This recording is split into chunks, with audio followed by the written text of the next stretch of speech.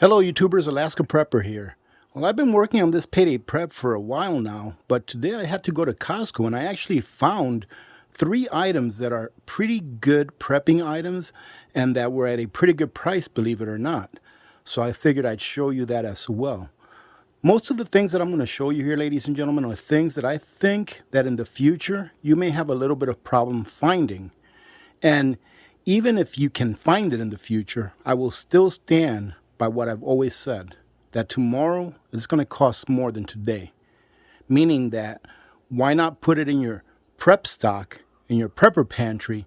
That way this time next year, when it's twice as much as many of the things are that were half the price last year that they are this year, you will have at least saved some money and saved some of your labor by having it now instead of waiting until your dollars evaporate in purchase. So let me go ahead and start off with the easiest thing to show you because I have to go and bring these inside to put them in the fridge. I purchased some beef today. I'm going to end up putting this beef here in the freeze dryer. And ladies and gentlemen, if you're meat eaters, this is something that you really want to think about. Now, if you don't have a freeze dryer, that's okay. You can pressure can them and put them away that way. Point being is this. I put up a video a couple of days ago saying that in the United States, we actually have a decent stock of red meat, meaning beef and pork in the freezers, right? So in the US, I think there's a little over 1 billion pounds of red meat in stock, which on its face value, it sounds like a lot. Sorry about the airplane. Hopefully you can still hear me. So like I was saying, on its face value, it may sound like a lot, but when you consider that 1.2 billion pounds divided by, let's say very conservatively, 300 million meat eaters, that is only 4 pounds of red meat per person in the United States that eats meat. So it's really not that much. Now, what's going to happen next year when we start to realize all of the losses in the beef stock that we've had this year, for whatever reason, because they die of heat, because farmers or ranchers had to cull their herds because they couldn't afford to feed them, etc., etc. You can fill in the blanks, but my point is this. Ask yourself if at this time last year, red meat, beef, was more or less expensive than it is today. I would say that through my experience, this time last year, beef was less expensive than what it is today. There are times when they go on sale and things like that because we do have a surplus. For example, all of the culling of these beef that we've been having here lately is what's given us a surplus or a good amount to be able to have on stock. So take advantage of it now, ladies and gentlemen. If you eat meat, very important that you start putting some of this stuff away now. And before we continue, ladies and gentlemen, I wanted to say thank you very much to Jennifer. I received your package. Now, Jennifer has a YouTube channel that's called Sweet Home California, and she builds these pressure chambers where you can put a jar in there, let's say an empty jar of spaghetti sauce or something, or even a regular mason jar you can put in there. Put the lid on, and then either use a bleeder, a brake bleeder that you buy at the store, you know, the manual ones, or you can use your food saver attachment to suck the air out and create a vacuum in there, which does the same thing that it would do if you had the food saver attachments, right? So she makes these. Very nice to have them, especially because you can use aftermarket jars like your spaghetti sauce jars and things like that in here.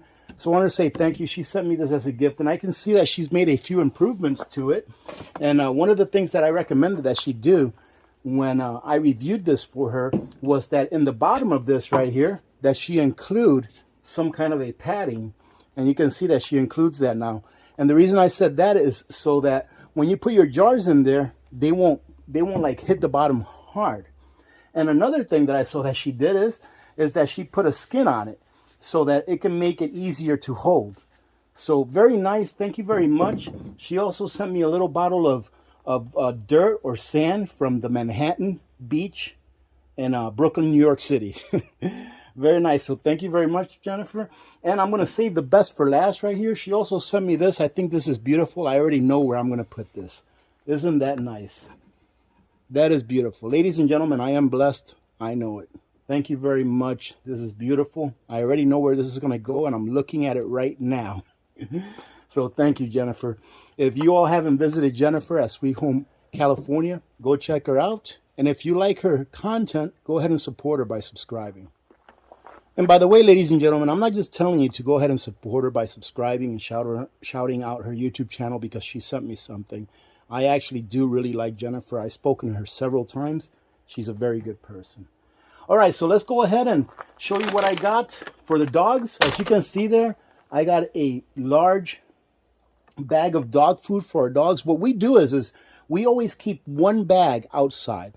I'll say this again, probably said it 1,000 times already, but I had a bad experience with storing dry dog food for like over a year. All of it went bad, it went rancid, and the dog was getting sick. So now what we do is we keep a full bag and a half in our bin, in our kibbles bin, and then we keep a full bag outside. So we just filled that up, so we have a full bag outside. That's the equivalent of about 4 months worth of dog food.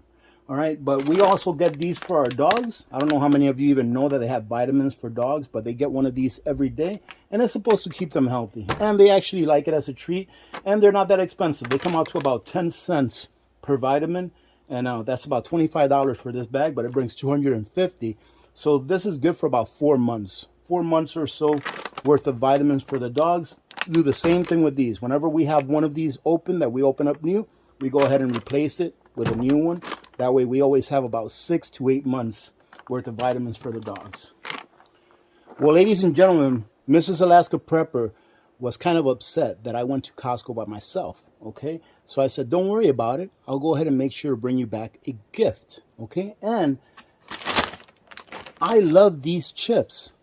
So I figured, hey, since I love them, I'm pretty sure Mrs. Alaska Prepper likes them also. So I'll just get her a bag of these chips as a gift. And look at this. Look at this bonus, 40% less fat. And that means that you could eat 40% more, right? So it's a win-win all the way around, ladies and gentlemen. And this here, you cannot have enough of this, ladies and gentlemen. Tin foil or aluminum foil wrap. This is something that you want to stock up on. And this was on sale, believe it or not. I couldn't believe that it was on sale because we do have an aluminum shortage. So get it now while you can. They have a limit of 2, so I went ahead and grabbed 2 of these. And guess what? Tin foil never goes bad, and it's got about 1,001 uses. So take advantage of it while you can. Another thing that I think was a great price were these gloves. I'm not sure if you noticed, but every once in a while, whenever I'm doing a video outside where I'm working, painting or something, you'll see that I have gloves on. And this was actually a really good price. The gloves that I'm used to getting are like $30. And these are 15 bucks for 100 of them, Mrs. Yes, for 100. So for 50 pair. And these are the black ones that have a grip on them, right? That have texture on them. Never used them before, but I'm going to try them out. So another thing that is a good item to get at Costco at a pretty decent price, and it's a good prep to have. And this, ladies and gentlemen, is the last prep item that I got at Costco that was on sale, right? $6.99. You cannot beat this. Why do I say this is a prep item? In my opinion, you should always have at least one spare windshield wiper in your vehicle. I've come across a couple situations in the last few years where here it gets so cold that there was this one time that I was parked at a gas station and my windshield wipers got stuck to my windshield. So when I went and turned it on, it ripped it off. So I had a spare in the back. I went ahead and popped it on. No problem. I think you should always have at least 1 or 2 of these in your vehicles. And guess what, ladies and gentlemen? They are available. And this is one of those things that I don't know for a fact where they're made. Let's see if I can find out where they're made right here. They're made in Vietnam. So they may still be available when the balloon pops. Who knows? For those of you that may be here for the first time, I am of the opinion that China will eventually cut us off. So those things that you get that normally come from China, and I know I'm going to hear it from everyone now. Oh, you shouldn't buy stuff from China. Ladies and gentlemen, look around your house, look at your vehicle, look at your tires, look at your car parts. Where do they come from? The fact of the matter is that we produce almost nothing here in the United States, and those things that you're going to need in the future that come from China, you better be getting them now, because they're either going to be a lot more expensive because the value of our dollar will continue to drop, or they're not going to be available whatsoever. Anyways, there was a limit of 4 on these. I got 2 for each of our vehicles, 1 for my Suburban, 1 for my Avalanche, my wife's Avalanche, and I had already gotten a couple of these for the Toyota Tundra the last time they were on sale. Now, ladies and gentlemen, I'm not sure how many of you remember me telling you, but I try to get at least 4 of these every other week or so. So either myself or my wife will go to REI or Sportsman's Warehouse and pick up 4 of these. We just stock them up and we put them actually in a tote that looks like this that holds 14. Right now you can see that I'm up to 8, and I know that I have 4 that I purchased a while back in the bunker. So we're about 2 short of being able to fill up one of these totes and put it away in deep storage. Fuel, ladies and gentlemen, especially fuel that you can use for cooking. Very important to be thinking about all of these things right now, because these things right here, I can see these going up in price a lot. Actually, back when I went and got some of these, 4 of these I got at REI a while back when they had a big sale, and they were selling them for $8.19. I just went back to REI to buy some more, $10.49, ladies and gentlemen. So I went back to Sportsman's Warehouse, and there were still $9.99 there. So I went ahead and picked me up 4. Very important that you think about cooking fuel. And of course, you know that if I was at Sportsman's Warehouse, I had to go check out and see if they had any ammo on stock, and they did. So I went ahead and picked me up a couple of 9mm and 140. We're going to go ahead and do a little plinking. That's why I got the cheap stuff right now. We'll do a little plinking. We were supposed to be going sometime this week, but I just found out that the range is closed. So we'll probably end up postponing that till sometime next month when it opens back up. Now, ladies and gentlemen, these are biodegradable bags. I came across these bags on Amazon. They're 2 different types, but they're pretty much the same thing. Biodegradable trash bags. And I said, wouldn't this be something nice to have if for some reason you had to use a 5-gallon bucket for your bathroom, for your number 2s. Now, with one of these, with some sawdust or some finely cut wood chips, you can actually use these bags for your number 2 in a 5-gallon bucket, and then throw these bags in a compost pile. Not one that you have that's already ready, but a new one that you can work for the next couple of years. Now, this is my understanding from watching some other YouTubers that are homesteaders that have been doing this for years. Human waste can be compostable. However, leave it by itself with some hay or wood chips, and it takes 2 to 3 years before it degrades or deteriorates enough to where you can actually use it for soil or to add to your soil. So I think this is a great thing to have just in case. This is a lifesaver in Alaska. In Alaska, the state bird is the mosquito. I'm just kidding about that. But this is a light. You hear? There's the state bird right there. But like I'm saying, this is a lifesaver, ladies and gentlemen. This is a thermal cell mosquito repellent. And this is actually the working end. And the way that this works is you take the unit and you put it on one of these canisters. Now, one of those canisters with this unit, using it on a regular basis during the summer, will last me a couple of summers. Great deal. This I already have one of. I got another one to put on our front deck, because what it does is, if you want to leave the door open and you don't want any mosquitoes to get in, you just leave the door open with one of these on. It works great. Not one mosquito will come in, because they just, for some reason, they hate these little pads. So I got a couple of those, one as a backup, and then I went ahead and stocked up on the pads. This is actually what keeps the mosquitoes away. What this does is this is like a small heater that heats this pad, and it releases the smell that the mosquitoes don't like. And this, ladies and gentlemen, is something that you all ought to be thinking about, especially if you have solar. Right? If you have any solar equipment, or if you have solar generators or solar panels or anything like that, this is the time to get all the peripherals. This is the time to get all of the wires. Look, made in China. Okay? Made in China. These are splitters. Right? These are splitters. These are MC4 connectors that you can connect up to 2 solar panels together. I got MC4 splitters that go into either 8mm or 5.5mm ports. I got 3 of those because I can use it for different connections.